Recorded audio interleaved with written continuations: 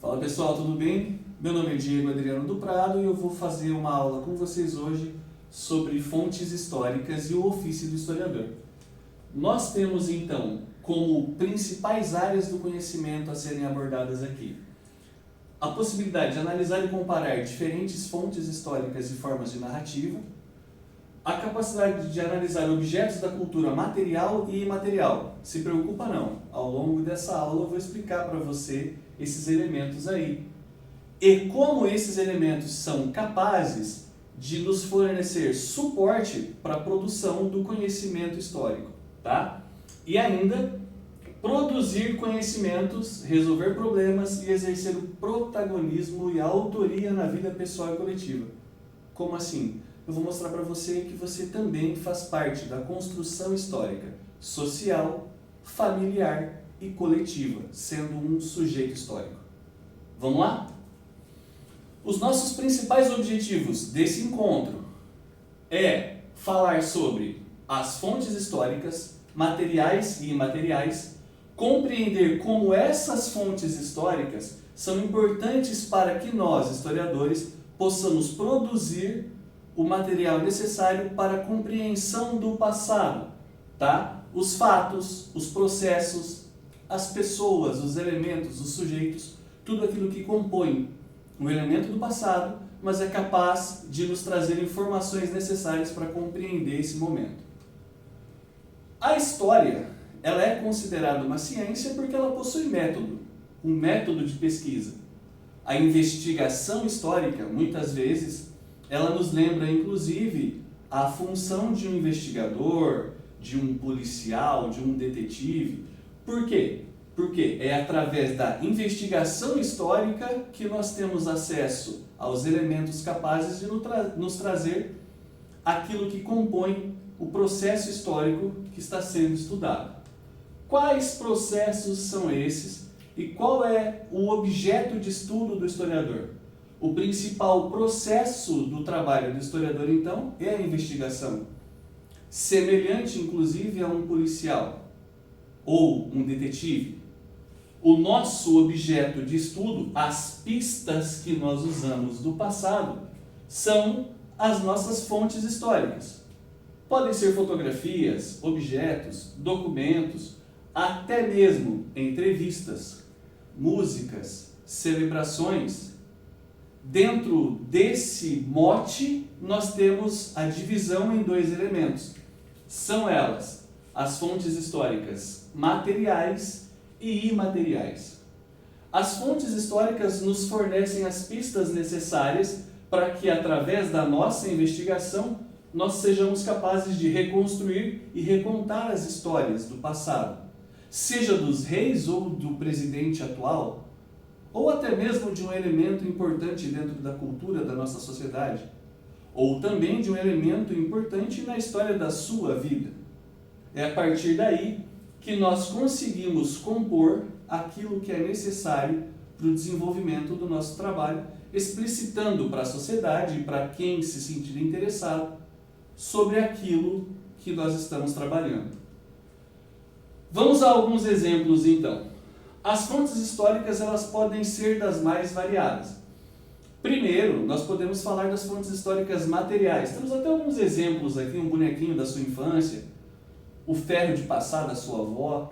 Fonte histórica material é aquela que nos proporciona a materialidade, que é capaz de pegar, manusear, encontrar detalhes físicos, enquanto as fontes históricas imateriais é aquilo que você não consegue tocar, como por exemplo uma dança, uma celebração religiosa, uma celebração cultural. A gente está no período de festa junina agora, né? A festa junina, ela traz diversos elementos do passado e da cultura considerada por muitos caipira para a nossa sociedade atual. Esses elementos são imateriais, ou seja, eles não têm materialidade, você não consegue manusear, não consegue tocar, mas também nos trazem referências sobre o passado. A capoeira é um exemplo. Eu tenho certeza que você já tentou, dentro da sua história de vida, dar uma gingada, nem que de brincadeira, com seus amigos ali numa rodinha de capoeira. Mais um exemplo de fonte histórica material, então, a Pedra de Roseta. A Pedra de Roseta é um elemento que nos traz diversos modelos de pesquisa. É uma fonte histórica material, é um artefato arqueológico que nos traz escritas do Egito Antigo, de 196 a.C. Eu tenho que lembrar você que antes de Cristo a contagem do tempo ela é decrescente e depois de Cristo a contagem do tempo é crescente. Através de estudos proporcionados pela Pedra de Roseta, nós conseguimos elementos para trazer à tona vestígios históricos de como era a sociedade naquele momento, tá? E uma fonte histórica imaterial, falei para vocês agora há pouco da capoeira. A capoeira, ela traz elementos da cultura africana, da cultura dos escravos. Você quer saber um pouquinho mais? Acesse esse QR Code aqui. Com esse QR Code você vai ser direcionado a um vídeo no Facebook com uma canção utilizada na capoeira.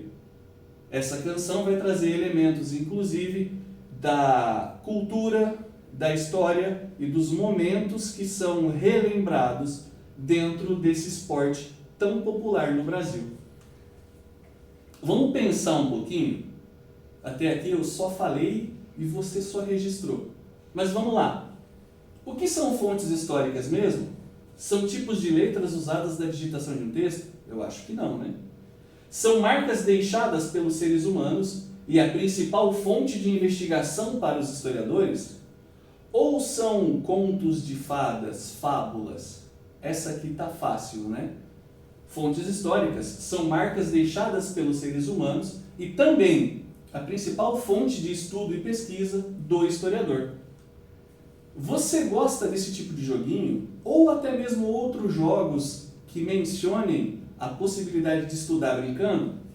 Acesse esse endereço aqui no teu computador ou aponta o teu celular para esse QR Code. Você vai ser direcionado para uma página com jogos capazes de desenvolver a sua habilidade intelectual e até mesmo testar o seu conhecimento. Agora é a sua vez. Falei que você seria o sujeito dessa aula, que você se reconheceria como sujeito histórico. Vamos envolver mais pessoas nessa pesquisa, inclusive. Dentro desse trabalho que você vai realizar em casa, em conjunto com um familiar, um amigo, talvez você tenha o privilégio de ter os teus avós presentes. Nesse trabalho você vai fazer uma pesquisa sobre algum objeto que essa pessoa que você escolheu possui em casa. Esse objeto representa a fonte material.